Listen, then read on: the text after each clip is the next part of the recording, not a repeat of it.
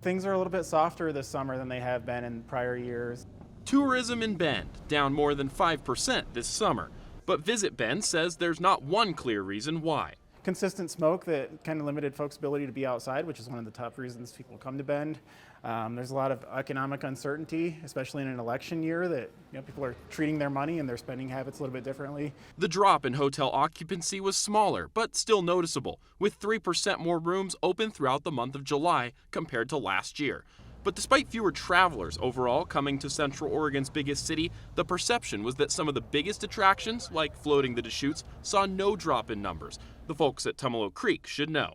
Some things were down, some things were up, but overall we were fairly even. We definitely did have some slow days, but there were some other weekends, including the week of the 4th of July, that were quite busy for us, and we even noticed the river itself with tubers on some of those busy weekends had, in addition to our rentals, a lot of private tubers out on the water, more so than we've seen in previous years. Tourism is Bend's bread and butter, feeding the overall economy.